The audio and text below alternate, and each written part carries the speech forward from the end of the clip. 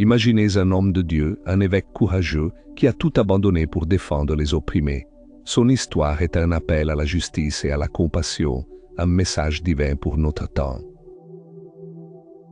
Bienvenue sur la chaîne Message divin, où nous partageons les enseignements de Dieu Tout-Puissant. Si vous êtes en quête de guidance spirituelle, n'oubliez pas de vous abonner et d'activer la cloche. Au XVIe siècle, un homme fut appelé à embrasser une mission extraordinaire en Amérique espagnole. Son nom, Toribio de Mogrovejo, un noble espagnol destiné à changer le cours de l'histoire. Toribio Alfonso de Mogrovejo, tel est son nom complet. Issu d'une famille noble et fortunée d'Espagne, il étudia le droit à Santiago de Compostela, Valladolid et Salamanque. Il devint avocat et participa même à l'Inquisition. Dès sa jeunesse, il se distingua par son honnêteté et son sens de la justice. Pourtant, sa vie allait prendre un tournant inattendu, un appel divin qui le mènerait vers une destinée bien plus grande. La nomination épiscopale à cette époque était très différente d'aujourd'hui. Le roi Philippe II, reconnaissant les qualités exceptionnelles de Toribio de Mogrovejo, demanda au pape Grégoire XIII de le nommer archevêque de l'Amérique espagnole.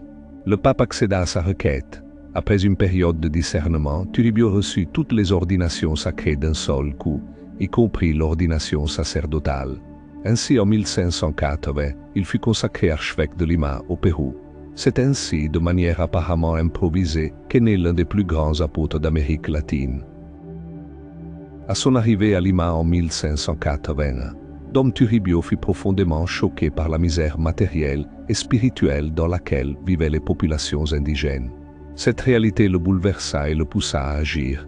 Il commença par apprendre la langue des Indiens, puis il se mit à les défendre contre les abus des colons, qui les traitaient comme des animaux.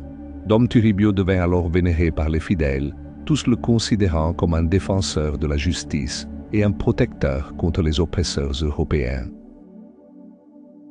Fort du soutien du peuple indigène, Dom Toribio organisa de nombreuses communautés au sein de son immense diocèse.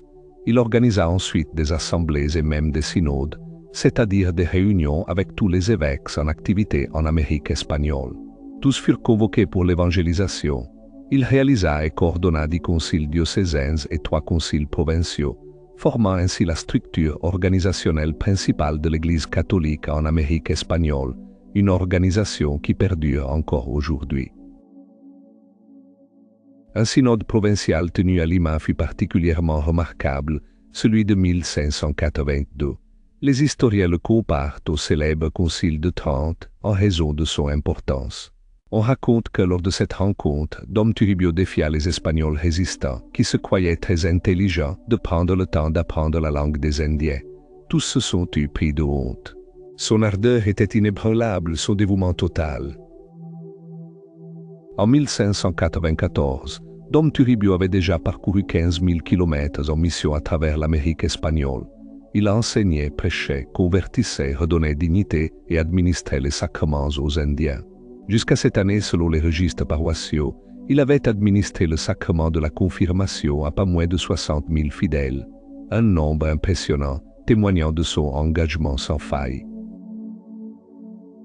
Dom Toribio de Mogrovejo eut la grâce de former et de confirmer 3 chrétiens péruviens qui furent plus tard canonisés, Sainte Rose de Lima, Saint François Solano et Saint Martin de Porres. Ces saints sont les fruits précieux de sa grande mission en Amérique espagnole, un héritage spirituel inestimable.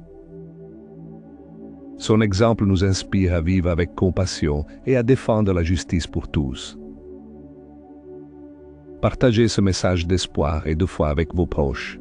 Laissez un commentaire pour nous dire comment cette histoire vous a touché.